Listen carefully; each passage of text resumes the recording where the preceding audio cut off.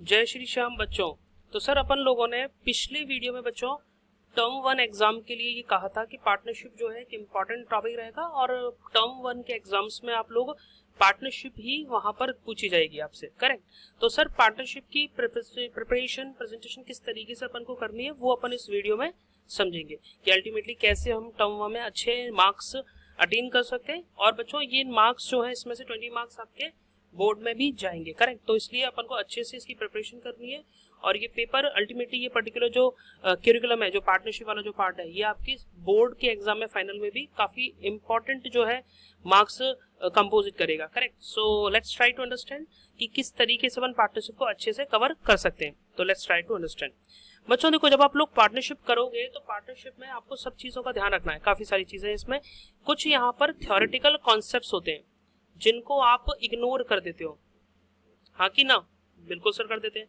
तो आपको ये याद रखना है कि इन थ्योरेटिकल कॉन्सेप्ट्स के लिए आपको अलग से नोट डाउन करके रखने हैं, नोट्स बना के रखने हैं, कॉन्सेप्ट नोट्स, जो आप पेपर से टर्म वन के एग्जाम से जस्ट पहले उन्हें रिवाइज कर पाओ, क्योंकि इन पर बहुत सारे क्वेश्चंस जो है एमसीक्यू बेस्ड और वो कई बार ट्रू फॉल्स इस तरीके से बना करके पैटर्न में पूछे जाते हैं। तो ये आपकी क्लियर होने चाहिए। अभी अपनी वीडियो डली है प्रीवियस, उसमें मैंने शुरुआत में थ्योरेटिकल कॉन्सेप्ट ही कवर किए केस स्टडी बेस्ड बना करके। तो ऐसी प्रिपरेशंस आपको करनी है। दूसरी चीज सर, आपको बहुत सारे यहाँ पर प्रैक्टिकल क्वेश्चंस मिलेंगे। अब सर प्रैक्टिकल क्वेश्चंस आप लोगों को आते तो हैं, आपने प्रैक्टिस भी की होगी बिल्कुल, बट प्रॉब्लम ये होगी सर कि ये प्रैक्टिकल क्वेश्चंस में कई बार आपको डिफरेंट चीज के एडजस्टर्स मिलते हैं। जैसे फॉर एग्जाम्पल के लिए सर पास्ट ईयर के प्रॉफिट्स का एडजस्टमेंट मिलेगा आपको। गुडविल बहुत इंपॉर्टेंट एक एडजस्टमेंट होता है, इसको बहुत अच्छे से आपको करके जाना है। इसकी सारी जनरल एंट्रीज आपको आनी चाहिए, क्योंकि ये हर बार हर क्वेश्चन में कंपलसरीली जो है आपको गुडविल का जो एडजस्टमेंट रहेगा वो हमेशा इनकॉर्पोरेट करके दिया जाएगा क्वेश्चन के साथ, correct. Second thing sir, goodwill के रिगार्ड में डिफरेंट केसेस बताए जाते हैं कि सर गुडविल को आपको मेंटेन करना है, राइट ऑफ करना है, या पार्टनर्स अपने अकाउंट से सीधे ट्रांसफर करेंगे। तो हर सिचुएशन में किस तरीके से एंट्रीज आती है वो आपको देखना होगा। और साथ ही साथ बच्चों को पेपर में प्रॉब्लम ये आती है कि सर पता नहीं लगता है कि क्वेश्चन में गुडविल का ट्रीटमेंट किस केसेस के बेसिस पे किया जाए। तो इसके लिए आपको अच्छे से कॉन्सेप्ट नोट्स बनाते हुए चलना है और हर एक केस में कैसे गुडविल का एडजस्टमेंट करना है ये समझते हुए चलना है। यदि कहीं पर भी कोई इश्यू होता है तो आप कमेंट करके पूछ सकते हो, I will definitely reply you, correct. दूसरी चीज सर, गुडविल वाले जितने भी क्वेश्चन है पार्टनरशिप को बड़े ध्यान से पढ़ना है। गुडविल वाली लाइन को पर्टिकुलरली कि वो एवरेज ऑफ 3 ईयर बोल रहा है सर, या सिर्फ वो डायरेक्ट एवरेज 2 ईयर्स बोल रहा है, तो वो लैंग्वेज बहुत मैटर करती है। आपको वो क्वेश्चन की जो लैंग्वेज है उसको पूरा टाइम देना है पढ़ने में, फटाफट नहीं करना है, जल्दीबाजी बिल्कुल भी नहीं करनी है। आप 2 मिनट ज्यादा ले लो क्वेश्चन को पढ़ने में, कोई दिक्कत नहीं है, बट इंटरप्रेट उसको एक बार में बिल्कुल करेक्ट करना है। उसकी इंटरप्रिटेशन बहुत इंपॉर्टेंट है। ज्यादातर बच्चे यही गलती करते हैं कि उन्हें आता तो सब कुछ है बट वो क्वेश्चन जो मांग रहा है ना उस इंटरप्रिटेशन को नहीं समझ पाते, और जिसकी वजह से वो कई बार गलत तरीके से उस क्वेश्चन के सोल्यूशन को प्रेजेंट कर देते हैं। तो ये चीज आपको ध्यान में रखनी है।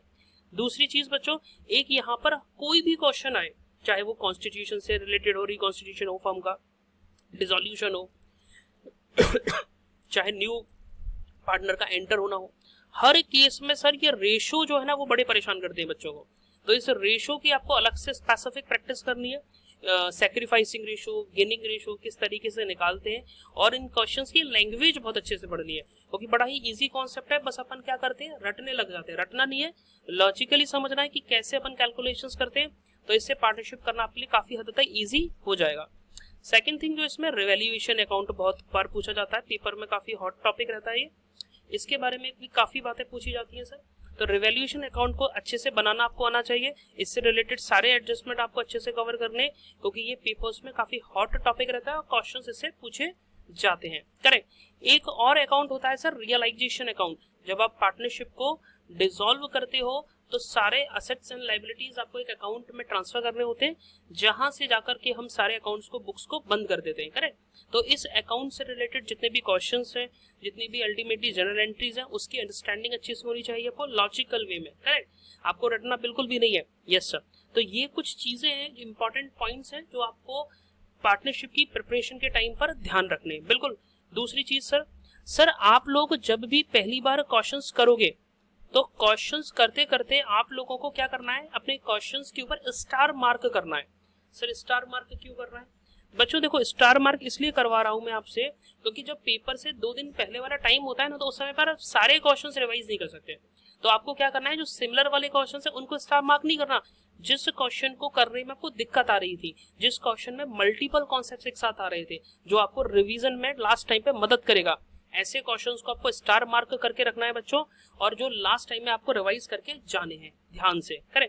तो ये पर्टिकुलर स्ट्रेटेजी आपको फॉलो करते हुए चलनी है सर, और यदि आप इस पर्टिकुलर स्ट्रेटेजीज को फॉलो करते हुए चलोगे, then you will definitely secure a good marks in your term 1 exam, correct? So I hope you find that particular video very helpful. If you like the video, just press the like button.